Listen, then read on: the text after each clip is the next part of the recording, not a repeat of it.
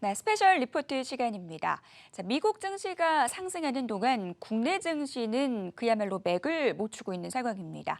안개가 자욱히 낀 시장 안에서 우리는 어떤 희망의 빛을 좀 찾아볼 수 있을까요? 오늘 스페셜 리포트에서 그 해답을 만나보시죠. 네, 작년 11월 초였던 것 같습니다. 제가 2018년도는 내내 하락할 수도 있습니다라는 경고를 좀 말씀을 드렸었고요. 그리고 나서 3월 달이었던가요? 제가 아주 명확하게 2,495포인트를 3영업일 이상 시가와 종가 모두 넘어서는 것이 확인되기 전까지는 초보 투자자들은 섣불리 들어가서는 안 된다라는 경고를 계속해서 주말마다 드렸던 것 같습니다. 자, 그래서 조금 제가 좀 서글픈 얘기만 계속 드려왔던 것 같은 느낌이 드는데요. 오늘은 조금 긍정적인 뉴스도 있는 것 같아서 그 부분을 좀 말씀드리려고 합니다. 여러분들 다들 공감하실 거예요. 이제는 달러 강세보다는 달러 약세가 이머징에 더 유리하다라는 것은 다들 공감하시리라고 생각이 됩니다. 개인 투자자는 물론이고 거의 대부분의 전문가들도 비슷하게 공감하는 부분입니다. 자, 그런데 최근에 달러가 계속해서 95, 인덱스 기준으로 해서 95를 오가면서 반복적으로 강세를 보여왔었죠. 그 바람에 이머징 시장에서 커다란 자금 이탈이 유지가 되어 왔었던 것이 지금까지의 환경이었습니다. 참 대단하지 않습니까? 그렇게 많은 돈을 찍어냈는데 달러를 많이 찍어냈는데 달러를 많이 찍어냈으면 달러가 약세를 보일 것이다라는 것이 일반적인 상식인데요. 야, 이걸 끌어올려서 달러 강세로 만들고 이머징 위기를 만들었다라는 이 유대인들의 기술 하나는 우리가 칭찬해 줘야 될 것 같습니다. 그럴 수밖에 없는 게요. 이런 위기는 반드시 유대인들 입장에서는 필요합니다. 이런 위기가 없다면 어떤 이머징 마켓에서 어떤 이머징 정부에서 달러를 창고에 쟁여두려는 그런 생각을 하겠습니까? 이런 일이 있을 때마다 외환 보유고가 굉장히 중요해라는 생각을 하지 않겠습니까? 그래서 많은 나라들이 이런 위기가 끝나게 되면 돈을 벌면 창고에다가 외환 보유고라는 이름으로 달러를 쟁여둘 수밖에 없는 거고요. 그렇게 해야만 이렇게 많이 이 프린팅된 달러를 소화시킬 수 있는 그런 소화처가, 소비처가 생기는 것이니까 이 달러의 안정적인 그런 흐름을 위해서라도 이런 위기는 어떻게 보면 필요하다라고 볼 수가 있겠습니다. 아무튼 말이죠. 최근에는 굉장히 좀 독특한 이 그 사건들이 발생하기 시작을 했는데요. 지금부터 제가 팩트를 위주로 시장에 좀 긍정적인 싹이 돋아나기 시작했다라는 부분을 말씀드리려고 합니다. 첫 번째는 BDI입니다. 이 BDI라고 하는 것은 발틱 드라이 인덱스의 약자인데요. 쉽게 말씀드리면 건화물 지수라고 보시면 되겠습니다. 벌크 화물 지수죠. 그러니까 쉽게 말씀드려서 무슨 뭐 철광석이라든지 연료탄이라든지 이런 것들을 그냥 벌크 상태로 운반할 때 그 운임을 계산한 그 인덱스로, 그러니까 지표로 만들어 놓은 것이 BDI라고 보시면 되겠습니다. 이게 최근 들어서 조금 이제 3월, 그러니까 지난 연초까지만 하더라도 중미 간의 어떤 무역 전쟁이 이슈화 됐을 때 조금 흔들렸었습니다. 그러다가 6월 들어서 다시 회복을 하기 시작을 해서 지금 7월 달 돼서 이제 연 최고점까지 올라갔어요. 이 BDI라고 하는 것은 굉장히 중요합니다. 지금까지 어떤 물류와 관련된 부분에 대해서는 늘 선행 지표를 해왔고요. 특히 중국의 경제 구조라고 하는 것이 결국은 그런 것들을 가져다가 뭔가를 만들어서 그 미국이나 이런 쪽에다 팔아먹던 것이 일반적인 그런 그 산업 구조이기 때문에 중국의 산업 구조와 이 BDI하고는 상당한 그 밀접한 상관도를 보여왔었기 때문에 BDI가 강세를 보인다. 이거 굉장히 중요한 얘기가 될 수가 있겠습니다. 이것뿐만 아니라 BDI가 건화물 지수라고 한다면 이 컨테이너에다가 운반하는 그런 컨테이너 운임 지수는 뭐 상하이 컨테이너 운임 지수라든지 뭐 이런 것들을 들 수가 있는데요. 이것도 뭐 물론 속성상 BDI보다는 조금 늦게 움직입니다. 하지만 그럼에도 불구하고 지난 6월 대비 7월 달은 반등을 시도하고 있거든요. 이런 부분들을 보면 우리가 뭘 생각을 할 수 있냐면 지난주에도 말씀을 드렸듯이 지금 340억 달러 규모의 이 무역 전쟁, 이거 340억 달러씩 지금 치고받았는데요. 이건 그렇게 양 나라에 큰 영향을 못 준다라는 말씀을 제가 지난주에도 드렸고 지지난주에도 드렸던 것 같습니다. 근데 그게 지금 입증되는 거거든요. 증시라고 하는 것은, 시장이라고 하는 것은 심리적인 부분이 미리 선반영됩니다. 하지만 운임이라고 하는 것은 어떤가요?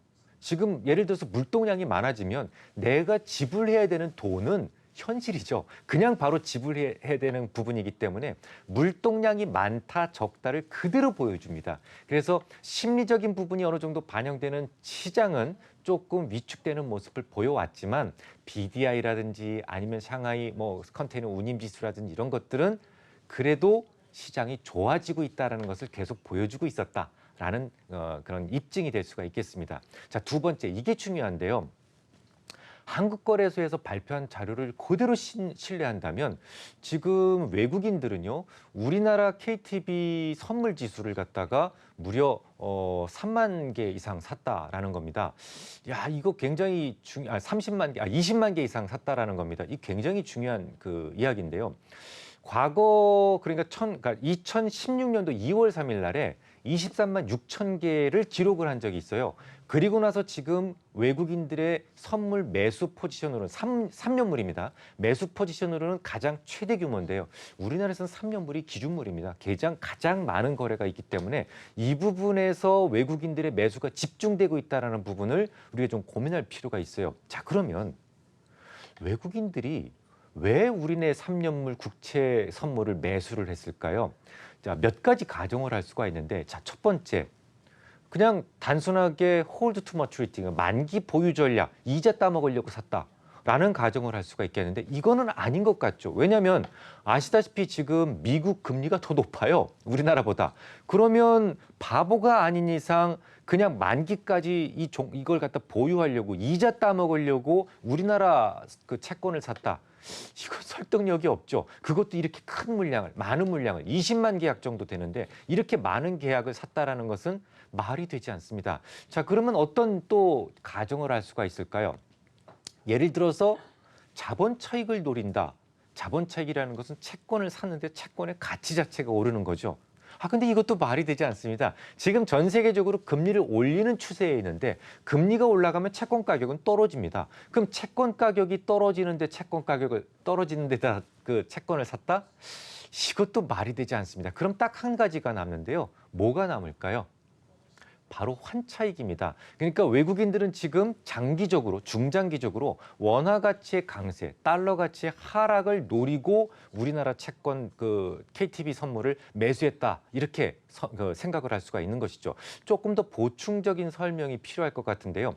이 KTB 선물은요, 거래가 결제 화폐가 달러가 아니라 원화입니다. 그래서 지금까지 늘 어떤 그 생각을 가지고 있었냐면 중기적으로 달러가 강하다, 중기적으로 원화가 강하다, 이런 생각들을 가진 외국인들에 의해서 주로 매도가 이루어졌었어요. 그래서 KTB 선물의 포지션은 증시의 중기적인 고점이나 증시의 중기적인 저점을 잡아내는데 아주 많은 공헌을 해왔었습니다. 많은 단서를 제공을 해왔었죠. 자, 그러면 제가 좀 전에 말씀을 드렸던 2016년도 2월 3일 23만 6천 개의 롱 포지션이 있었던 위치를 찾아보겠습니다. 바로 이 부분이었죠.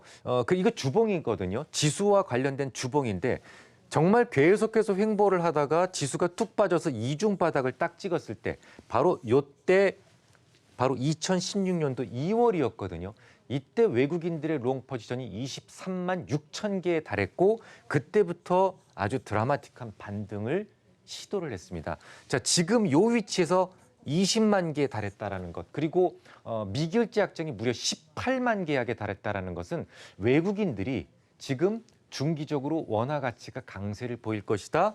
여기 어딘지는 정확히 알 수 없지만 이 근처 어디선가 반등을 줄 수 있다라는 생각들이 많아지기 시작했다는 것을 의미합니다. 자, 그럼 다시 이쪽으로 와서요. 설명을 다시 한번 좀 더 드리죠. 자, 세 번째 꿈이 생겼는데요. 그게 뭐냐면 외국인들이 우리나라 시장에 대한 생각을 보는데 또 이걸 하나 또 빼놓을 수 없죠. 외국인들의 선물 포지션입니다. 지수와 관련된 선물 포지션이요. 근데 이제 외국인들은 지금까지 3월물, 6월물 지나가면서 계속해서 소위 그 롤오버를 시키면서 그 롤오버 물량까지 포함해서 3만 계약 이상의 숏 포지션을 구축해 왔었습니다. 그러니까 시장이 계속 떨어질 것이라는 생각을 가지고 있었던 거죠. 자, 그런데 여기서 또 변화가 생깁니다.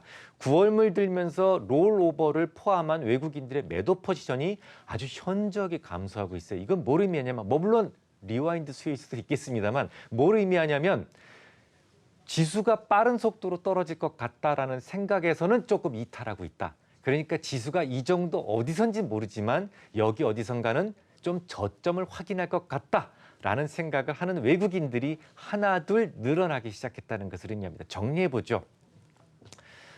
외국인들이 다 옳다는 거 아닙니다. 제가 지금 외국인 얘기를 자꾸 말씀을 드렸는데요. 외국인들이 다 옳다는 건 아닙니다. 때에 따라선 이 박이사가 맞을 때도 있습니다. 하지만 다 맞는 건 아니지만 늘 그네들은 시장의 승자가 되어 왔었어요. 그래서 그들의 생각을 읽는 것은 무척 중요합니다. 그리고 트럼프가 이 촉발시킨 무역 전쟁이 어떻게 될지 누구도 알 수 없고 또 트럼프가 어떤 말을 어떻게 할지 미루어 예측할 수 있는 사람은 이 세상에 존재하지 않습니다. 뭐 그냥 손바닥 뒤집기도 말을 바꾸는 분이기 때문에 이분이 앞으로 어떻게 전략을 세워갈 것이다 라는 것을 예측할 수는 없습니다. 그래서 시장이 어디쯤 반등을 줄 것이다라는 것을 예측하는 것은 굉장히 무모한 일입니다. 주말에도 여러분 보셨죠? 중국에 대해서 5,500억 달러 수준의 무역 관세를 부과할 준비가 되어 있다. 그리고 자동차 관세와 관련돼서도 굉장히 여러 가지 이야기를 했어요. 그러니까 트럼프의 생각이 어디로 튈지 모르기 때문에 지수가 어디서 반등을 줄지는 함부로 예측할 수는 없습니다. 하지만 굉장히 중요한 단서가 있었죠. 지난주에 말씀드렸습니다만 트럼프 대통령이 워낙 그 무역 확장법 232조를 남발하다 보니까 미국의 상원에서 만약에 우방에다가 관세를 부과하려고 할 때 이 트럼프의 관세 부과 행동을 저지할 수 있는, 참견할 수 있는 법안이 무려 88대 11의 그 표 차이로 통과했다라는 말씀을 드린 바 있었죠. 이때부터 외국인들이 뭔가 생각이 바뀌기 시작을 한 거예요. 그리고 또 지난 19일 날에 어떤 일이 있었냐면 그 공청회가 있었습니다. 요번에 여러분들 아시다시피 160억 달러를 2주 이내에 지금 공청회를 거친 다음에 발표하겠다. 추가적인 관세 부과 여부를 발표하겠다라고 이야기를 했었는데요. 그 공청회에 자동차와 관련된 인사들이 상당히 많이 참여를 했었습니다. 43개 그룹이 참여를 했는데요. 이 43개 그룹 중에서 딱 하나 미국 자동차 노조 연맹이라고 하는 그 단체 하나 빼놓고 무려 42개 단체가 관세 부과에 반대를 합니다. 물론 자동차 메이커들도 우리나라에서도 참여를 했어요. 근데 이렇게 되면 이제 시장이 어떻다라는 겁니까? 트럼프가 함부로 무역 장벽을 세우지 못할 것이다. 지금 큰 소리를 5,500억 달러를 준비가 됐다라고 이야기를 하는 바람에 지난 주말에도 오를 수 있는 것을 흔들어 놨지만 결국은 시장 스마트 머니들이 생각을 하는 것은 이러이러한 사건 때문에 이제 시장은 돌아설 가능성이 있다라고 생각을 한 겁니다. 물론 아직은 시황과 관련된 날씨가 너무 춥습니다. 저는 지금 겨우 길가 한 켠에 편 개나리 한 송이를 보았을 뿐입니다. 앞으로 조금 더 추워질 수는 있지만 중요한 것은 개나리가 일단 폈다라는 거죠. 그래서 앞으로 머지않은 시기에 시장은 반등 줄 수 있는 환경이 시작됐다라는 부분, 그 부분을 꼭 이해해 주셨으면 좋겠습니다.